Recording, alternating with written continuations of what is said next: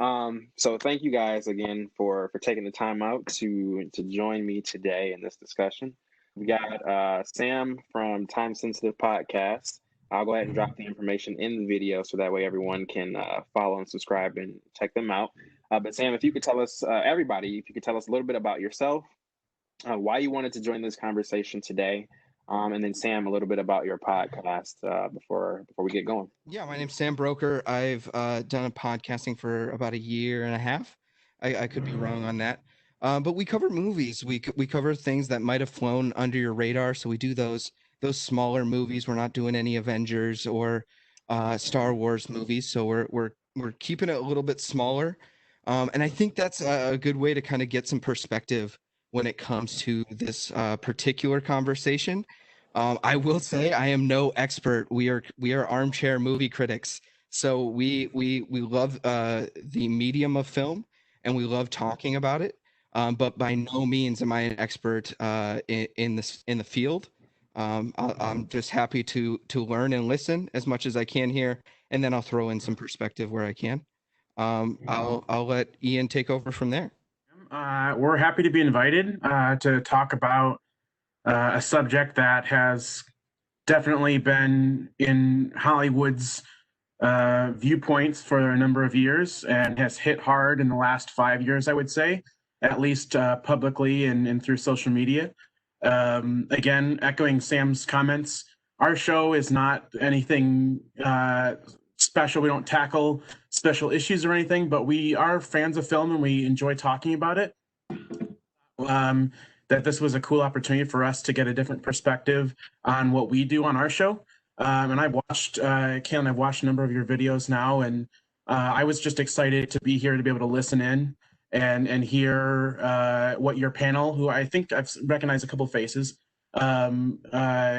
share their perspectives on what's going on in the industry now, ways that we can improve, and just to continue to highlight various viewpoints on our show, because we've always tried to keep our film selections as diverse as we can, and that's one of our goals, is to highlight some movies that might not be common in the everyday film goer's viewpoint. So I'm excited to talk and hear what conversations we want to bring up today, and happy to be here with Sam, and happy to be here with all of you. So thank you for the invite. I'm Dom Damron. I do a little bit of everything, I suppose. Film, theater, dibble dabble here, but I am definitely like a film buff. I was invited to this discussion by Kate. I'm very grateful to be here for that. I love, I love Black cinema. That is a very expansive category. We'll get into that. You know what I'm saying? Like what qualifies as that.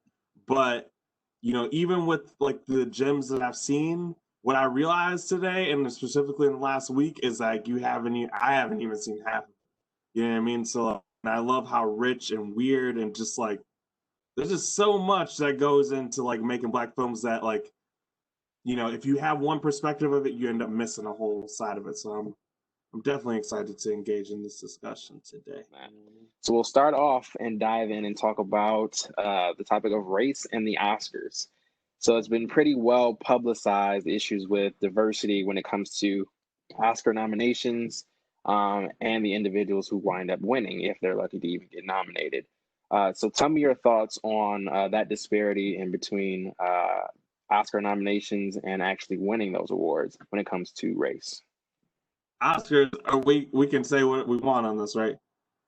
The Oscars are bullshit. I mean, in general, to me, just because first the institution being able to recognize all the niches of film and all the nuance from Hollywood, it's impossible. So for general film, I really don't even give that much credit to Oscars. That's an arrogant statement to make from the ground, but as far as a movie watcher, it is what it is. And then because definitely Oscars was something that I looked at first as far as research and getting re-familiar of because I remember Hattie McDaniel winning in 1940, and me being offended by that when I learned that fact, because it's I've seen Gone with the Wind. I hate that movie. I just can't. I know that it's historical film. I know that it's kind of they make the argument with Birth of a Nation, how it's structured to be this classic, but I'm like, I don't need that. You know what I mean? Like, just what's going into it. And then you look at like right after that, you got Portier in like '64 getting it for Lilies of the Field, Portier, legend. But then after that, you got 8, and like these are great nominees. You got Isaac Hayes for Shaft. You know what I'm saying? You got some, got fucking, I don't know. There's a lot of songs there. Stevie Wonder's in there, getting Oscars, but it's all for music. And you don't get another acting or anything outside of music until like 1990 or something with Denzel, and then that's for like a Civil War movie. So I feel like, I don't know, man, like the Oscars, they just choose like basically what they can understand, not necessarily what is like great, if that makes sense. I'm with you on that, and it does feel like it's like a cycle. Every few years, it becomes a big issue again, because it doesn't seem like the Academy learns anything from what's going on. And I personally, I enjoy the Oscars. I just like an award show from time to time.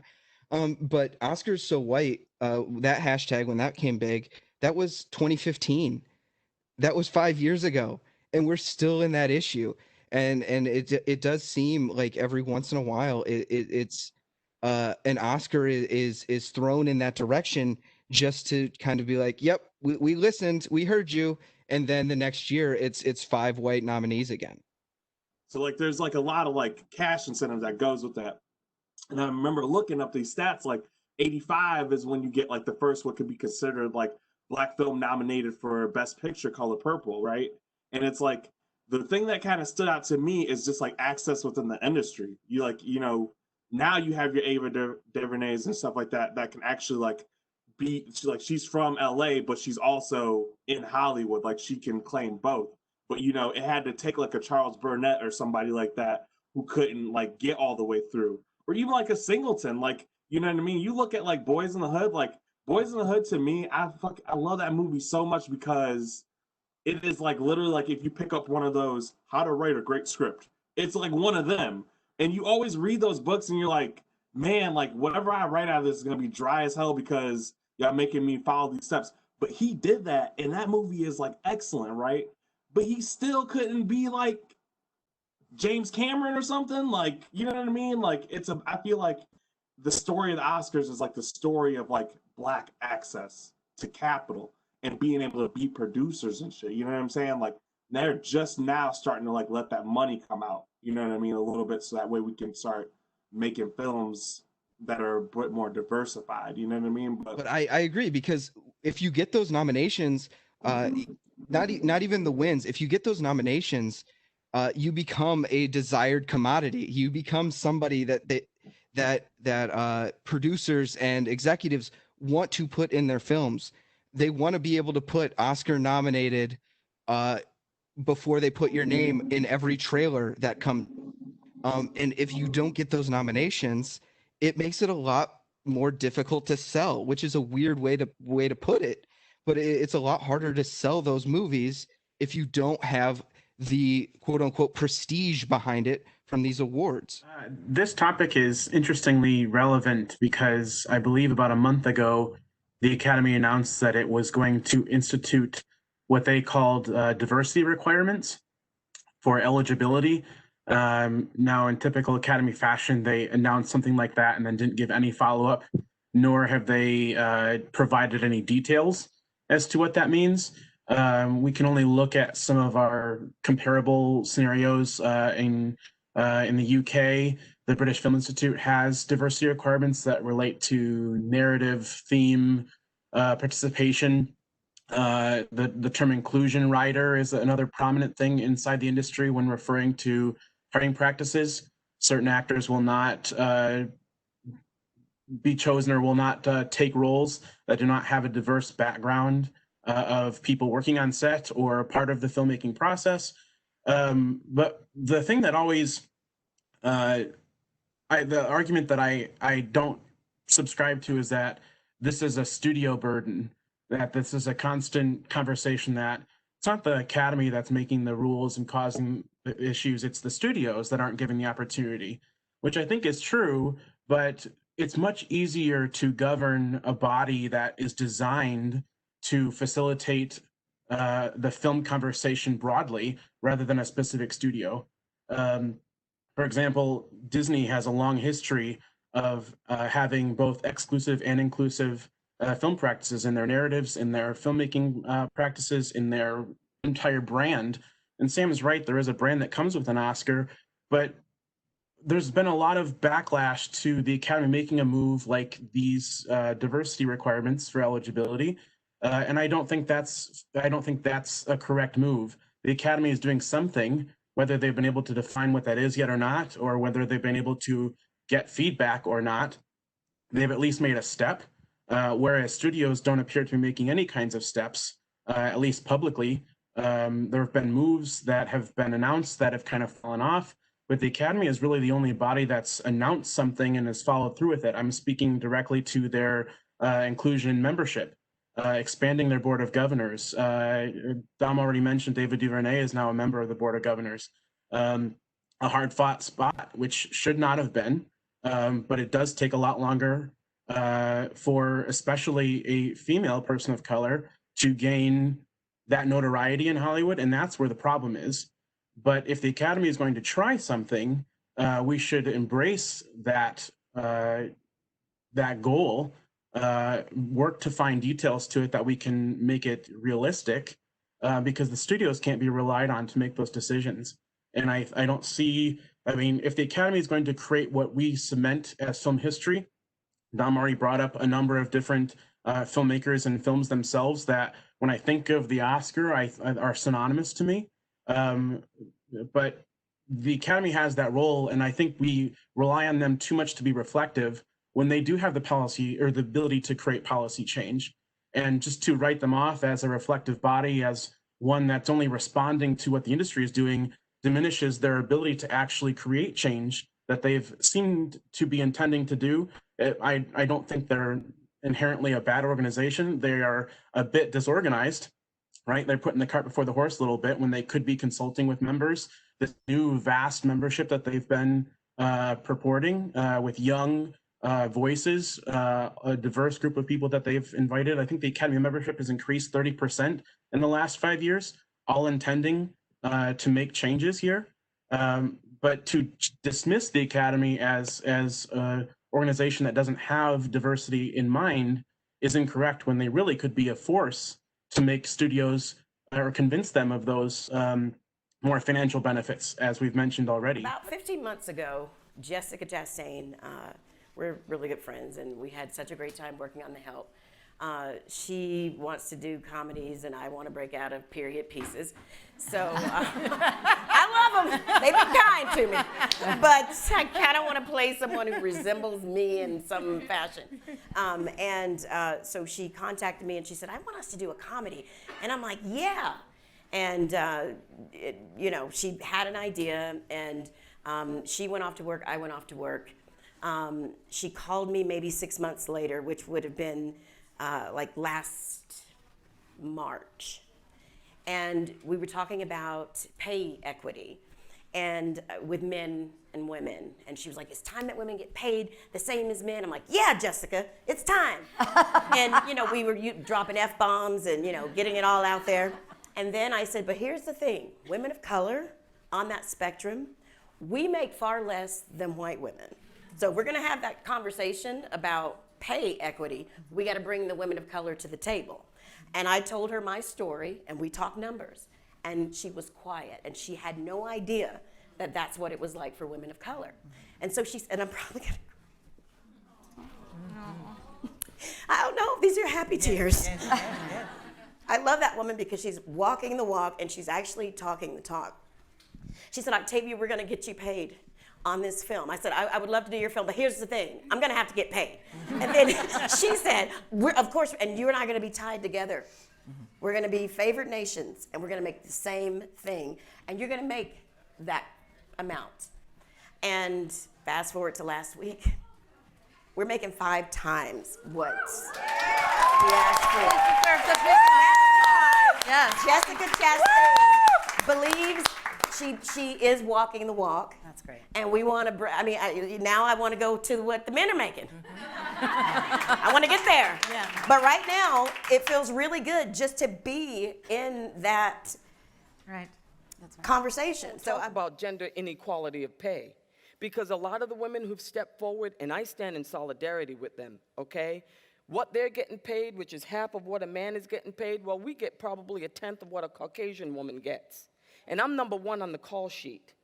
And then I have to go in and I have to hustle for my worth. That's what I feel like I'm doing. When I demand what I feel, listen, I have more than a 30-year professional career. I had a friend who said, yeah, but Viola, your career is better than my career. I said, yeah, but you can't compare me to you. Because once again, I got the Oscar, I got the Emmy, I got the 2 Tonys. I've done Broadway, I've done off-Broadway, I've done TV, I've done film, I've done all of it. I have a career that's probably comparable to Meryl Streep, Julianne Moore, Sigourney Weaver. They all came out of Yale. They came out of Juilliard. They came out of NYU. They had the same path as me. And yet, I am nowhere near them. Not as far as money, not as far as job opportunities, nowhere close to it. And yet, I have to constantly get on that phone, and I have fabulous agents, by the way. They are getting it. But I have to get on that phone, and people say, you're a black Meryl Streep. You are, and we love you. We love you. There is no one like you. Okay, then if there's no one like me, you think I'm that? You pay me what I'm worth. You give me what I'm worth. So I want to circle back to something else you said too, Ian, and about, in terms of females, black females particularly, in Hollywood, in just a second.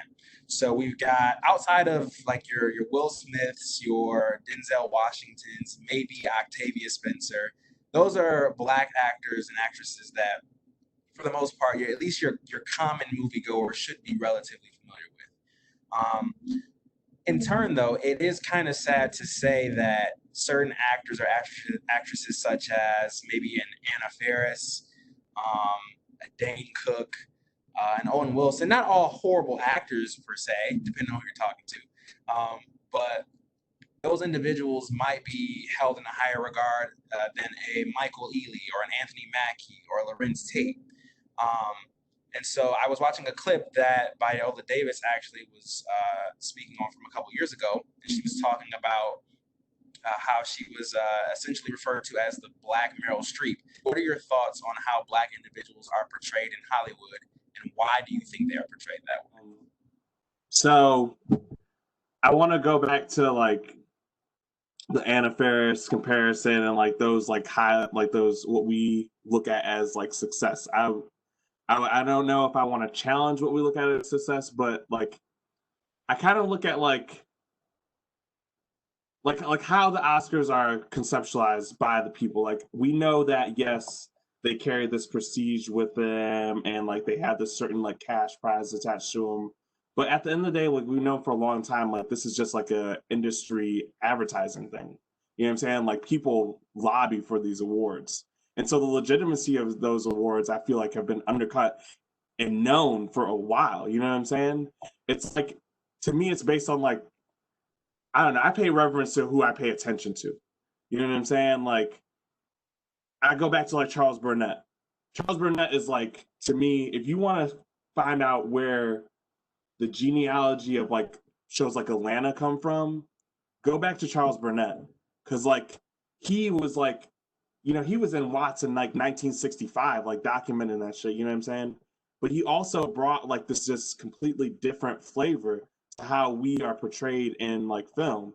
And at the same time, you know what I'm saying, you had like the exploitation wave, and he was like a balance to that. There's a lot of like cool, weird ass film that comes out during the 80s, you know what I'm saying? So like those are the people that like as a filmmaker, you know, my Kathleen Collins, like, you know, Spike, obviously, like those are the people that I look at and I give them value based on their skill. Now, like if we're talking about value as far as how much you get paid, that's a completely different story. You know what I mean? And like that's definitely something that could be argued, because like somebody like Lorenz Tate, like he's solid, like he's proven to be solid. He can act in basically anything, so he should be getting paid. But like as far as like, and that has to do with who we go to see and who we buy. You know what I mean? Who we consume. who do we really give that credit to? You know what I'm saying? Like, I don't know. I think that it's a symbiotic relationship between the audience and those producers, because like it's just like how they'll only put up a stake on like a Marvel movie, which is like, all right, and I'm gonna piss somebody off here, I already know, but I'm not. I mean, like, okay, I get Marvel, but I'm not fucking with that. Like, it's like empty to me. You know what I'm saying? Like, those movies are not very good to me. I just am saying, but they also get like you'll get people to put $100 million into that. That's like a city government budget. You know what I'm saying? Like, but they know they can get it back. Like they'll spend $1 billion. They'll get $1 billion back off of that. So it's like they know that because they know that they have the reliable base. They know that people are going to come in and buy those tickets and buy out whole, theater houses in order to see this movie. That comes off of us in the culture, what we again find relevant. You know what I mean? Like, I'd be interested to know the box office numbers on like Do the Right Thing, because Do the Right Thing is a social picture, but at the same time, like it's entertaining. Like there's a definite charisma about how Spike Lee makes films.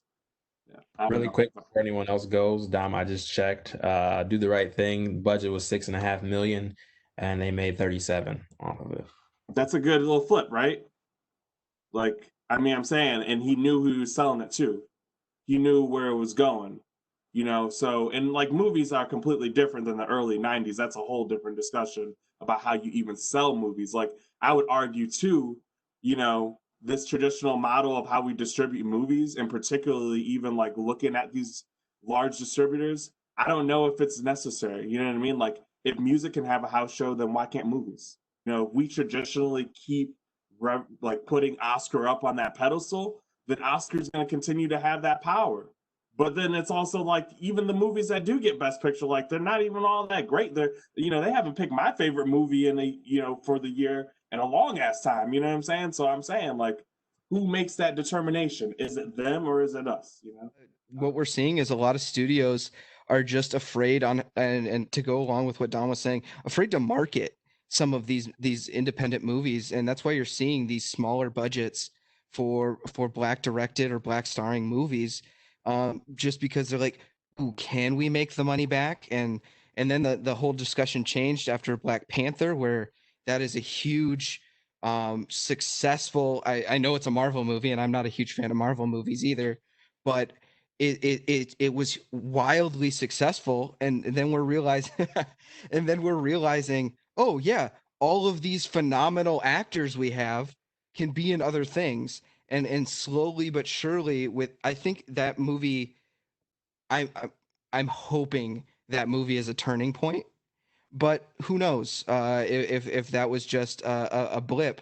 But we have so many talented actors that signed on to that movie because they wanted to be in a superhero movie, and I love that. I just hope for future films that we see that people are getting budgets like that to make their own art and not just something from a comic book. And you see people like Christopher Nolan getting hundreds of millions of dollars to produce his own original content. You don't see that very often, and you definitely don't see that from any directors of color. So I think down the road, this is something we have to push for, is those big budgets for some of those personal stories, and I think that's what we need. In the Black community, that's why you have a lot of people who champion for individuals like a Tyler Perry, simply based on the fact that whether you love the movies or not, and I'll be the first to tell you that a lot of them aren't that great. There's a couple that I'm a fan of, but at the end of the day, I'm more happy with his success and what he's done, not just for himself. I mean, to the work that he's done for himself is fantastic, but what he's also done for other people and other Black individuals who've been cast out of Hollywood, giving them opportunity. So I think that's why you find a lot of instances, kind of to what you're saying, Sam, like, it would be nice to see, some of those Black directors and Black movie makers get some of that same support, and let's call it what it is, financially, to help kind of produce as some of the white counterparts might. It's not, in my opinion, it's not like the main thing is the budget. Like, that is a big thing, but when movie production companies see like an all Black cast, they initially label it as a Black movie. So like when they do that, then they think that only Black people can go see that movie. So it doesn't get the proper promotion that let's say we always say a Marvel movie would do, or like a Meryl Streep movie would do. So I believe it's just like changing the narrative, and not only with like the fans, but also the movie production companies to promote it like you would any other movie. And I remember when Think Like a Man first came out and they had like basically an all Black cast, every interview that Kevin Hart did, he tried to stress so much that it wasn't a Black movie, so he could let fans know, or like people that's not Black, that you can go see that movie. It's okay. It's not just for us. We do have this idea of just a film, right? It's just a movie, it's just a film, it's a traditional film. And then over here, you got Black films, right? And even so much so that you can search on certain streaming platforms, and they have, you know, your Black films or your African American film. While I get it, and I have a proud moment, because it's like, all right, this is great. We have a section that is designed to highlight and showcase what we as Black people or African American individuals can do in this particular lane. At the same time, it's like, at the end of the day, it's just a movie like any other movie. You can hate it, dislike it, whatever you want, like we're entitled to with any other movie. But again, we've got traditional film and we got Black film. Your thoughts on that? I can try to go first here, but I don't know if I'm the best person to go first in this situation.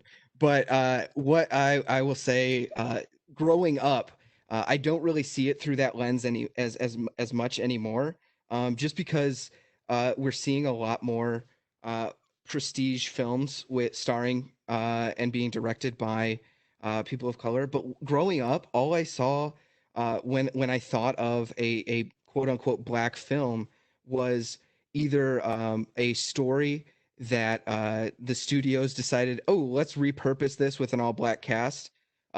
Basically, a movie that was starring white people before, and now we're recasting it and remaking it with a Black audience in mind.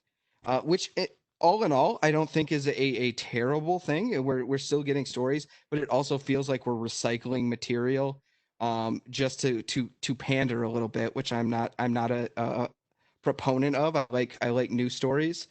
But also I thought a lot about comedies that starred Black actors, and the first one that came to mind was when thinking about Friday, when that first came out.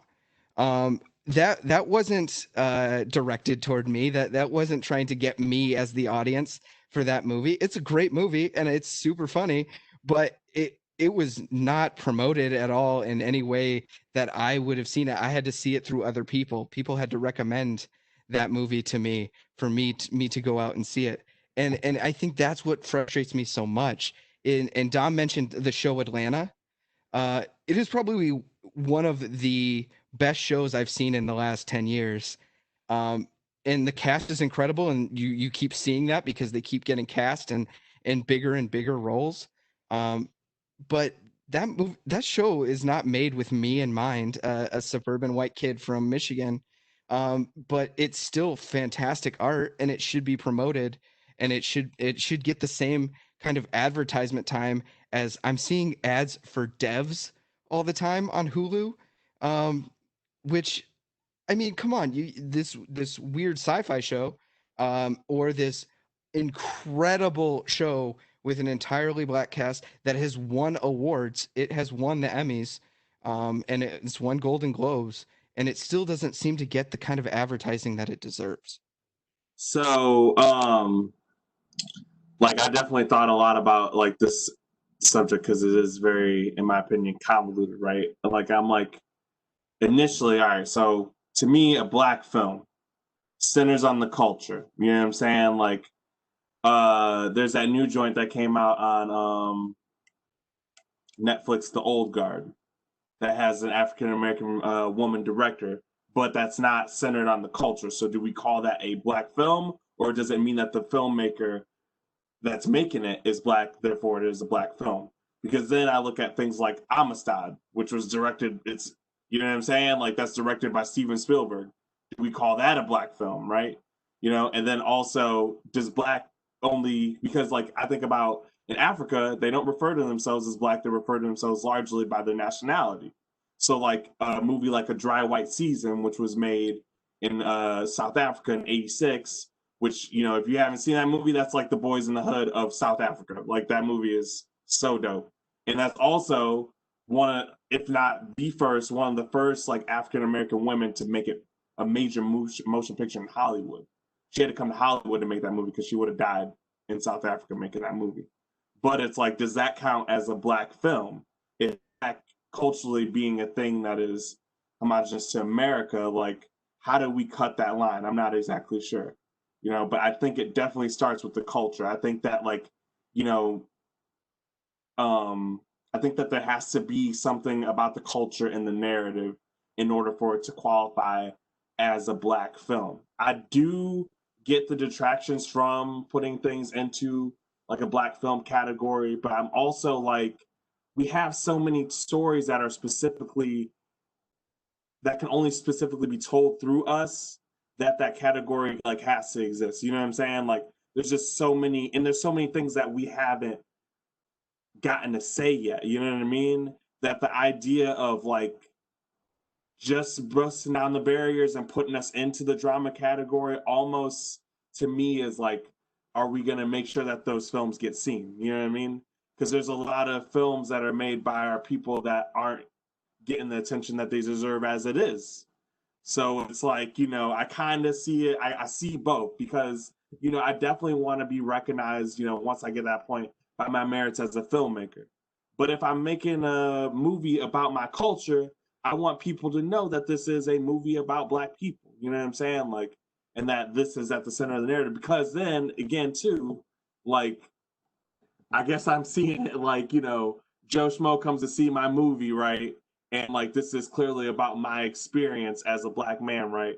And they're like, well, that could have happened to anybody. And it's like, no, you just missed the point. That could not happen to anybody because, you know, that's told through my experience. So I see both sides of it. I don't know which one is better, to be honest, though.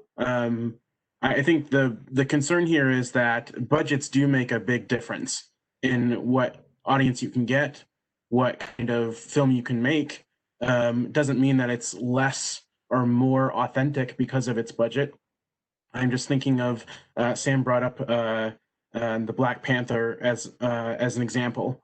Ryan Coogler is a director that went from a small independent film that premiered at Sundance to taking over the Rocky franchise to a Marvel movie in 3 films.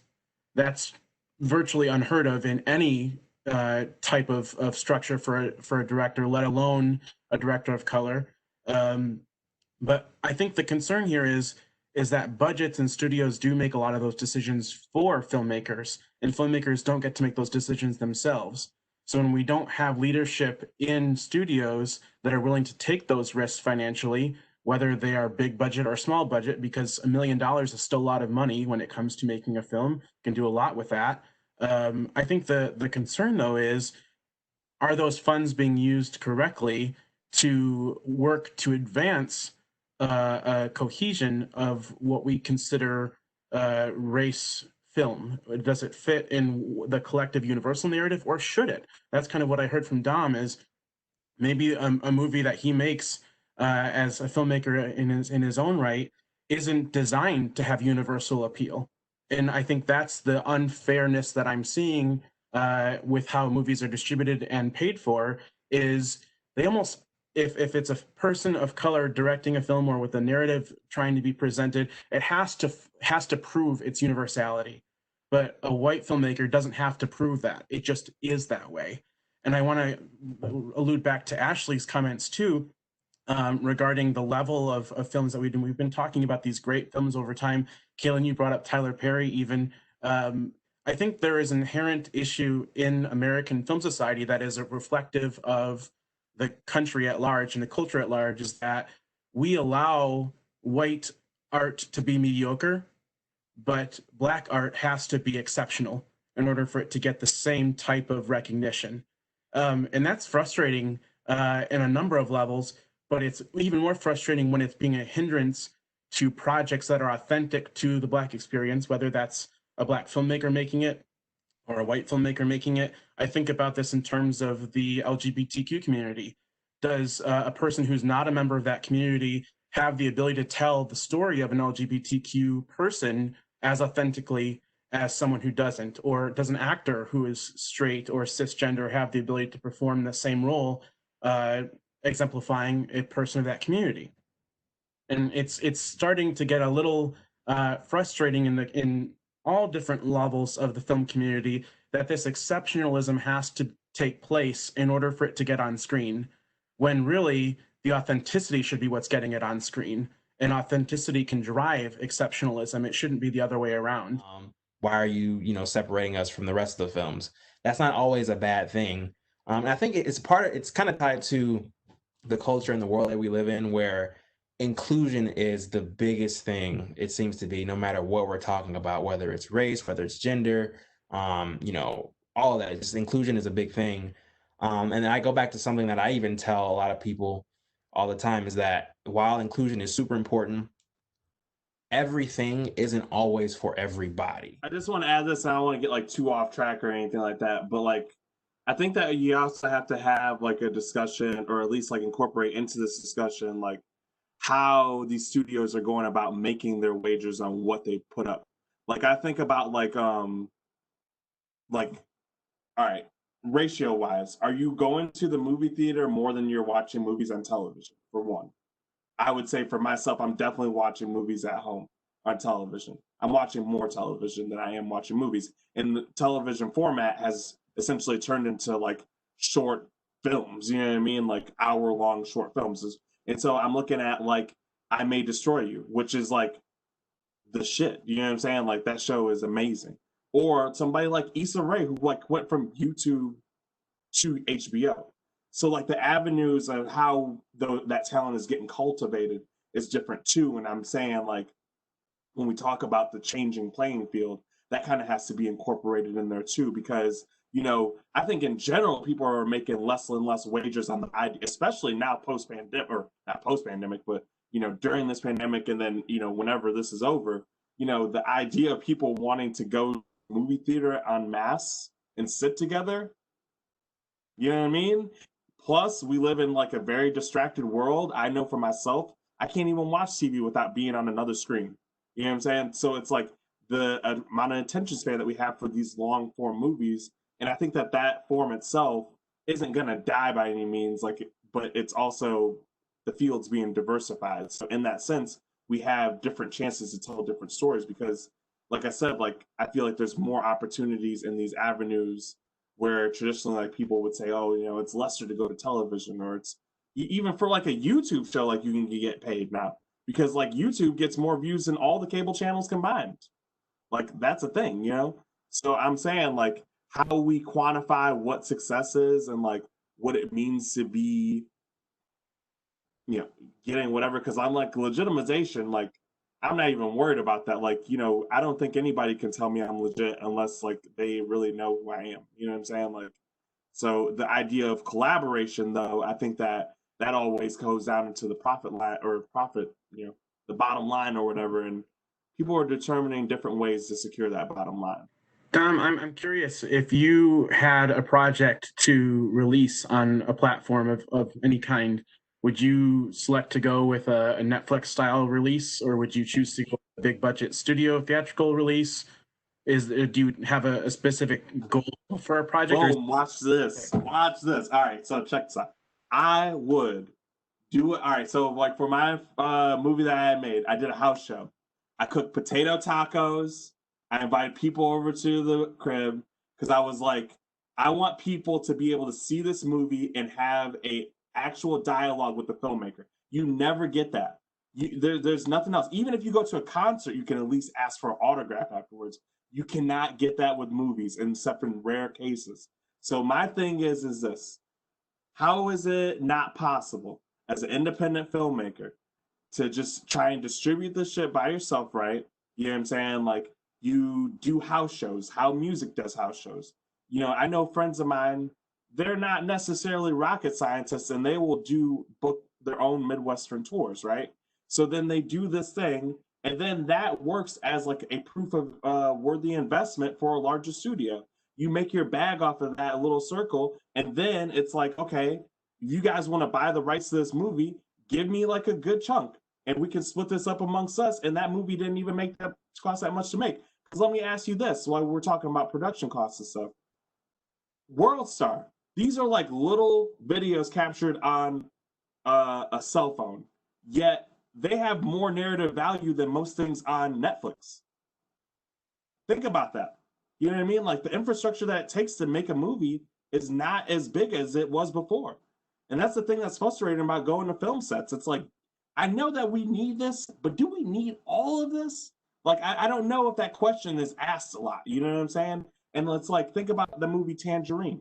That dude took an iPhone 7 and then put an adjusted lens on it, and boom. And then he blew up. So I'm saying, like, the ways that you can work and then hustle in this game, I think, I think that has to be paid attention to. But like, yeah, I would sell it by myself as much as I could as possible, then use that as proof of worthy investment to be like, hey, you want, because they're going to want to take it and they want to spend less money to know if something's going to be good. If I put my own chunk in there and then say, you got to, cash me out in order to get this, they're still going to make way more money than I could have off of it. And boom, what do I need with it? I can write. Who cares? I can go make another one. Like, why not? Dom, that is awesome, and I really want an invite to the next house show when that ends up happening.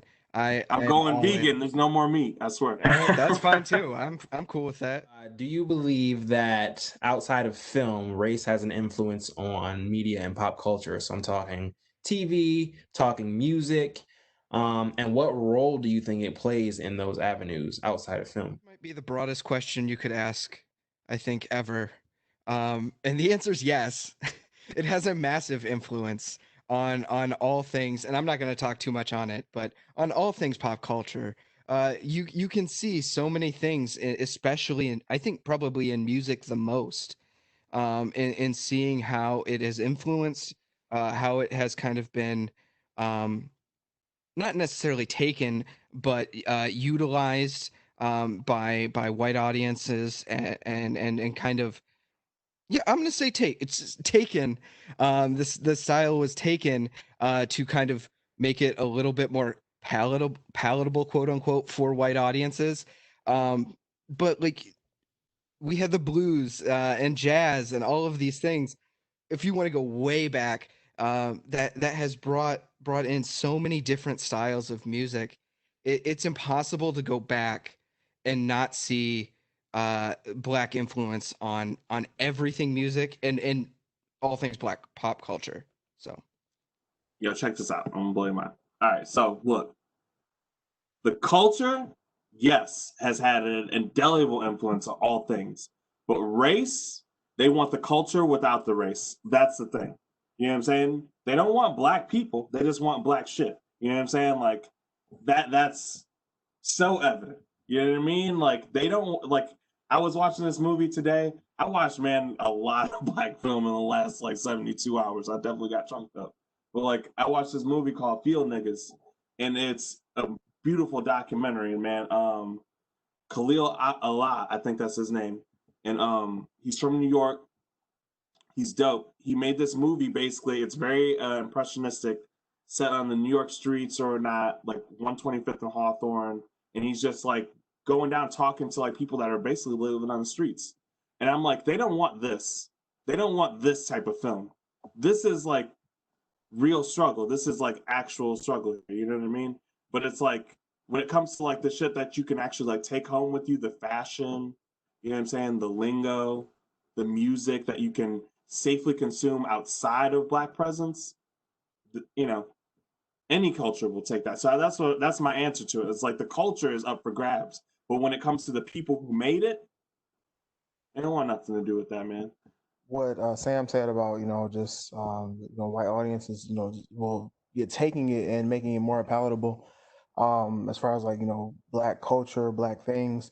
I just think about the Kardashians, like even looks, the big butts, the full lips, the boxer braids, that's just braids you put under a wig. Like, they black people have been doing this stuff, the beaded mules that Vogue had, those Chinese Chinese hair salon slippers that you can get for like what, $3, Ash? And then um Balenciaga want to sell it for $500. But it was always made fun of, on a black person, on Black China is ghetto. On Nicki Minaj, it's too much. But on the Kardashians, it's beauty. It's um the thing to it's the way to look.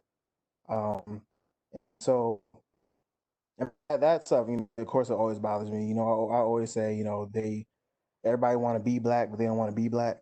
And I mean, it's just seen every day, and I mainly see it, or it mainly bothers me with, especially when they tear down black women and uplift white women, for the same things. Sorry, I'm going to ask you a question, and anybody else can feel free to respond to it as well. And I don't even have the answer to this, so you might not either. But what do we do? And I'm not just talking black people, period. What do we do to combat that? Because as a black person or as a black creative, you don't want to stop doing the things that you do just because you don't get credit for it. But at the same time, like Sam said, when those things are taken, it does make you want to pull back a little bit and stop essentially putting your ideas, your expressing yourself and putting that stuff out there just for it to be taken from you anyway. So what do we do? How do we fix that? You're right. I don't have the answer to that because because all the time, stuff is taken. I remember I mean, and then we pointed out, like, we're like, oh, we've been doing this. This is something that we already had. I remember, what's that one dance that it went on like TikTok, or the Renegade? You know what I'm talking about?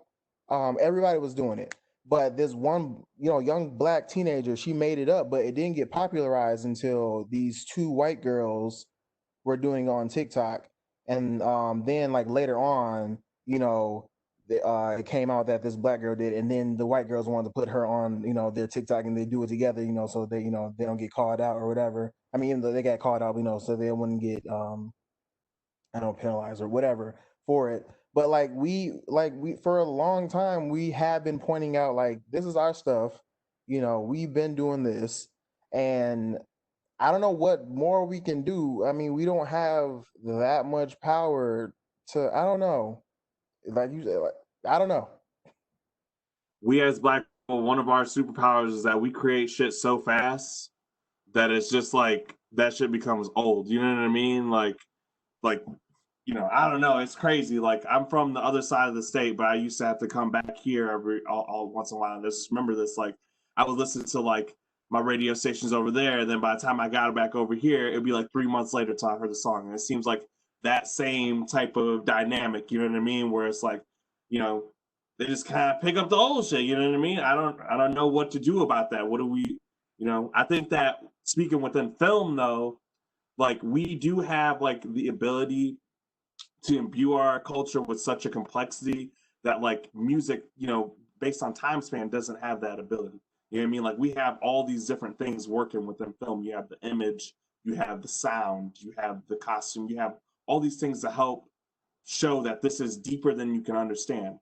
You know what I'm saying? And like in fashion and in music, like, it's consumer driven in that way. So I think that also kind of points to like a deeper, more, I guess, structural flaw within that model. You know what I mean? Like, it's meant to be consumed. It's meant to be bought. Did you have any film suggestions that could help shed light or help educate? Or even if it's not a film, I know in a previous conversation, Lauren had a couple books that she highlighted. So if it's something else other than film, feel free to suggest that as well. A couple of things that came to mind for me are a little bit more well known, but I want to give them just because I feel like a lot of people, I know for sure a lot of people should be familiar. One of them is Zootopia, man. I just watched that movie for the first time a couple weeks ago, and I call out Zootopia because it talks about, I think, not just racism, but diversity and inclusion in a way that even young individuals can understand it. It's a great family movie, and it highlights a lot of things that I think a lot of people can take away from it without it being so subtle. So that's a great movie. And then also Hidden Figures came to mind when I thought about this question. because I thought back to how a lot of people might be familiar with John Glenn for being the first individual to orbit Earth, right? But you don't hear much about the three Black women who were the brain trusts behind that operation. So Zootopia, Hidden Figures, a couple good movies that I would suggest. Great family movies as well if you want to check those out. What are your thoughts? Any suggestions you guys have? So some we've already talked about, and like one of my main goals in coming up with some suggestions were to avoid some of the pitfalls that I see in some of these movies, and that's the ones that decide to be a little overly preachy in consequence of the story, or like you lose the story because of it. And I also wanted to avoid, and I'll make this as a suggestion, to avoid the white savior movies. If people don't know what those are, if people don't know what those are, it's movies like Green Book, where the Black person only succeeds because the white person helped them and was nice in the background.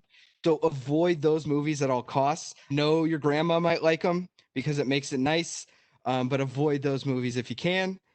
Some that I had that have already been mentioned, Spike Lee movies, Do the Right Thing and Malcolm X were huge for me. Those are incredible stories.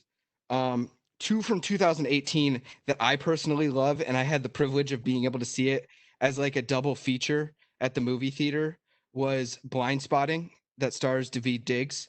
It covers so many different topics. It covers gentrification. It covers race. It covers police brutality while somehow still being hysterical. And I don't know how they do it. It's wonderful writing. And the other one from 2018 is Boots Riley's "Sorry to Bother You." It's the one of the weirdest fucking movies I've ever seen, and I love it to death.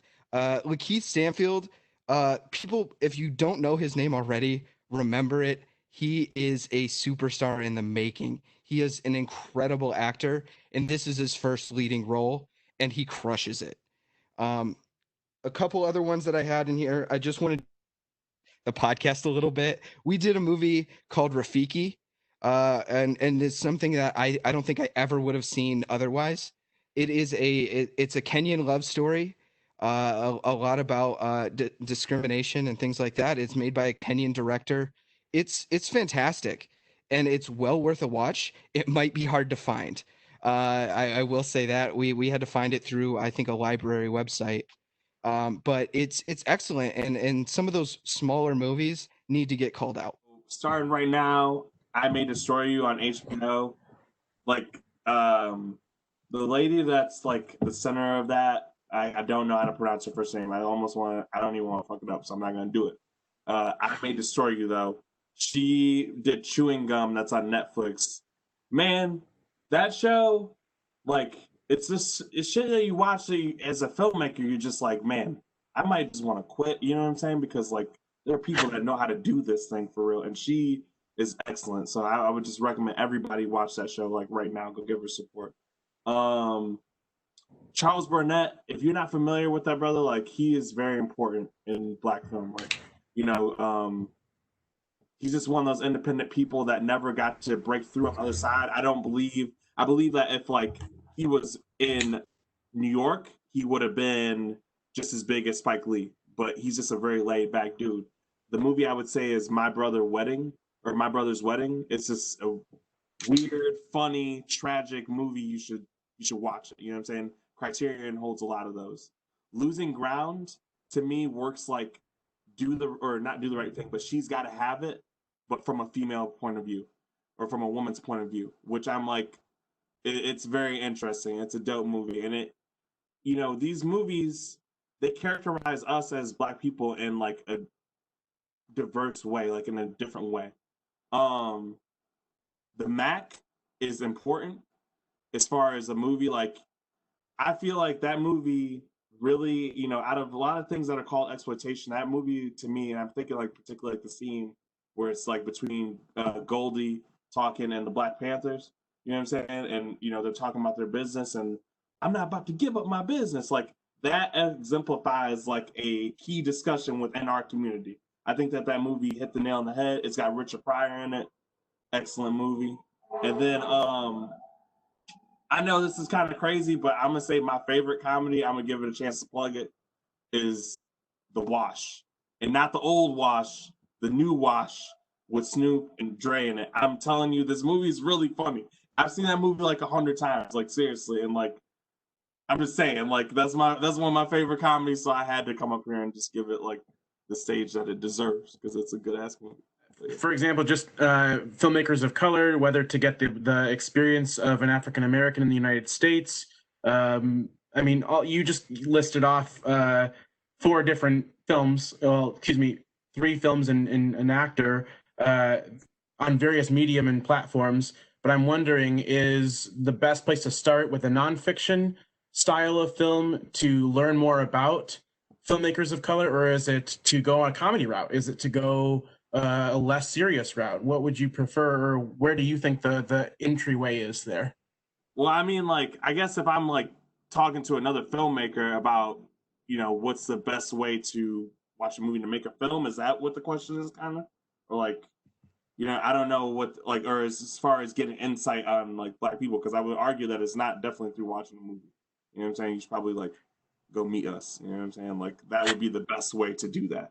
But I'm saying like as far as filmmakers go, I'm an expressive. I like even with like my documentary, like I like expressive documentaries. So I watch a whole bunch of shit to it doesn't necessarily have to be a documentary in order to influence what I'm doing. And in fact, like, dude, all right, I'm gonna complain one last time and then I'm gonna mute myself. But I'm saying though, the Netflix documentaries that come out, trash. These are like just tabloid documentaries with the same standard format. Boring, I'm telling you. So I don't know. Watch anything to make a movie. Like, be a filmmaker first. That's the point. Anything far away from Marvel. Movies, but there's 2. One of them is, if you haven't seen it, The Hate You Give, which is a good one because it shows police brutality. And then the other one is Pride. It's like an older movie with, not older, but early 2000s with Terrence Howard and Bernie Mac. And it's based on a true story. It shows Terrence Howard as becoming like the first coach of like the first all black swim team in Philadelphia. And so that's good. So because it shows like that we can do other things outside of like basketball and sports. But yeah, if you haven't seen that one, that's a good one too. But those are the 2 that I can think of right now. Real quick, shout out to Terrence Howard. Love Terrence Howard. I always thought Terrence Howard was fantastic. If you haven't seen Hustle and Flow, it has nothing to do with race, but it's such a good movie. I feel like you should see it if you haven't seen it. How have you not seen Hustle and Flow by now? It's been on Netflix for like 3 years. I have not seen it yet, so. Huh? Huh? No, like I know the premise of it, but No, you've never seen it. No, I have never seen it. Well, Hey, guys, I appreciate you guys for joining this meeting today. A podcast that I listen to all the time, literally, I'm looking at it right now on my podcast app, is The Read, hosted by Kid Fury and Crystal. It basically hits on entertainment, but it also hits social issues. They do really harp on white people and they bull. So if you are a sensitive white, you may not like it. But but you may need that though. Yeah, I mean, if you're looking to be told about yourself, that may be a good one. Let's see, TV shows. I've been meaning to get into I May Destroy You. I always see it looking on HBO Max. But her name is Michaela Cole, the actress.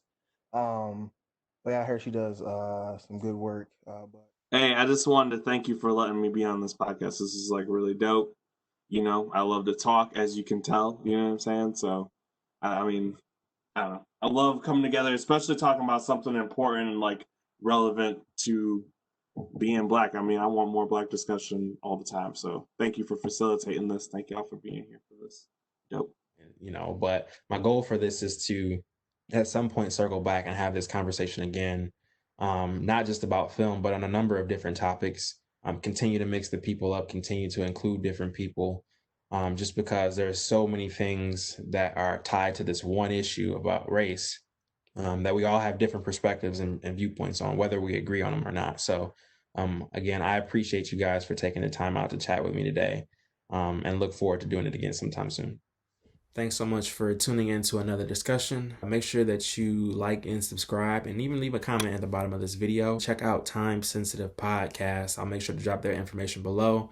Again, they talk about some of the movies that you may not hear that much about and review them. Really good stuff, so make sure you check them out on all available platforms. Again, thanks for watching today. Take care.